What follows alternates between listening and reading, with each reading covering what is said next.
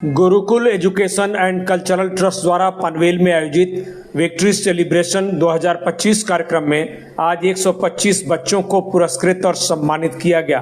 पुरस्कृत किए गए सभी छात्र विभिन्न डांस प्रतियोगिताओं में राष्ट्रीय और अंतर्राष्ट्रीय स्तर पर अपने हुनर का परचम लहरा चुके हैं। आज इस विशेष कार्यक्रम के दौरान विजेता कलाकारों को ट्रॉफी और पुरस्कार देकर सम्मानित किया गया। सबसे अधिक आकर्षण 5 साल का कुशल रहा, जो विविध प्रतियोगिताओं में कई खिताब जीते हैं। इस अवसर पर शिवसेना के जिला प्रमुख Ramdas Shewale, dance coach master Yusuf Hussain, Reena Dalal, Nazneen Palekar और पूजा बंसोड़े समेत शिक्षा और कला क्षेत्र के तमाम लोग मौजूद रहे, जिन्होंने कलाकारों को पुरस्कृत करते हुए उनका हौसला बढ़ाया।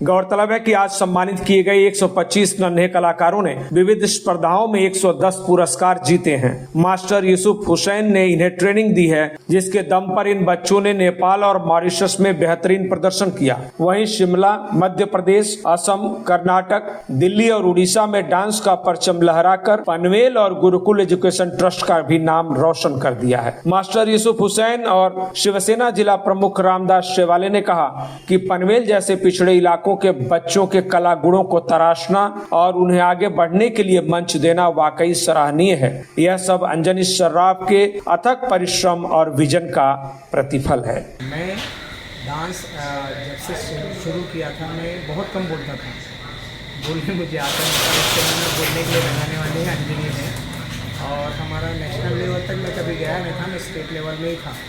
तो अंजनी ने एक बार हमको है ना शिमला का एक बार ऑफ़र दिया। उसके बाद में उन्होंने हमको बहुत अच्छा रास्ता दिखाया, जहाँ से हम डगर से उठे और बैठे।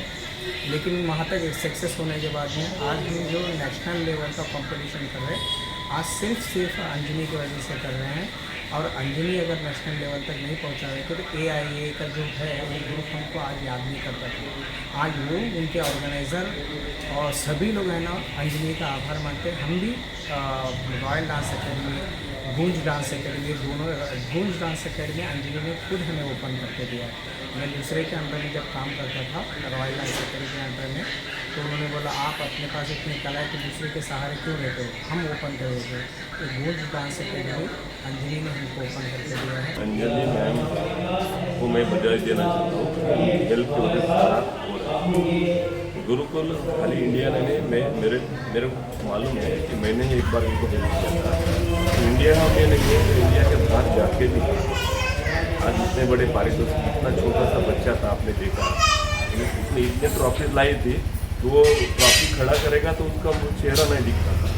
इससे टैलेंट सब में होता है, लेकिन टैलेंट देने के लिए, टैलेंट बाहर आने के लिए जो मदद होती है तो खास करके अंजलि की तरफ के मैम से वजह से हो रही है।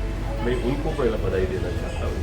और भविष्य में सारे बच्चों को आपने बधाई तो दी है, भविष्य में अभी मेरे जैसे आदमी को कुछ हेल्प करने की संधि मिलती है, अवसर मिलता है, तो हम हमेशा उनको मदद हेल्प करते हैं। वहीं G20 की रायगढ़ की प्रमुख रह चुकी अंजलि सर्राफ ने कहा कि पनवेल में ऐसे तमाम बच्चे हैं जिनमें अनोखी प्रतिभा है। उनके कला गुणों को प्रोत्साहन देने और सांस्कृतिक विरासत को और समृद्ध करने के मकसद से ही गुरुकुल एजुकेशन और कल्चरल ट्रस्ट की शुरुआत हुई। आज इन बच्चों ने साबित कर दिया है कि प्रतिभा को प्रोत्साहन मिले तो वे देश विदेश में अपने हुनर का परचम लहरा सकते हैं। संचालिका अंजलि सर्राफ ने कहा कि आगे इन बच्चों को श्रीलंका समेत कई देशों तक पहुंचाने की तैयारी है। उन्होंने नन्हे कलाकारों को आगे बढ़ाने में मदद कर रहे शिवसेना जिला प्रमुख रामदास शेवाले का भी आभार जताया।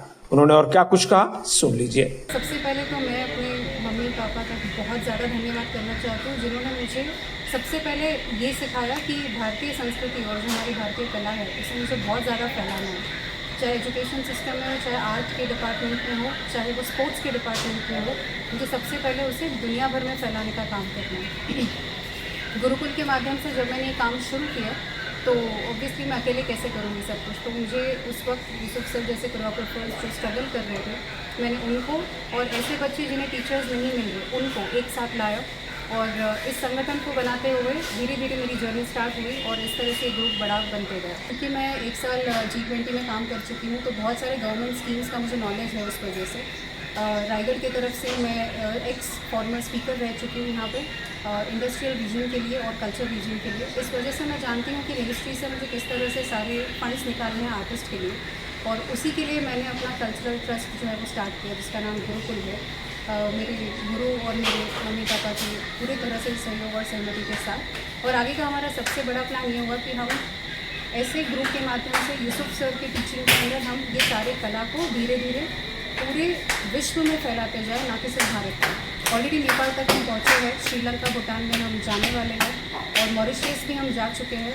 और मैं बहुत ज़्यादा धन्यवाद करना चाहूँगी रामदास शिवाड़े सर का, जिन्होंने बहुत बड़ा योगदान दिया है कि इनके इंटरनेशनल ट्रिप्स हो सकें। और इसके अलावा हमारे जितने भी गेस्ट यहाँ पर आज मौजूद हैं, उन सभी को मैं बहुत बहुत धन्यवाद दूँगी।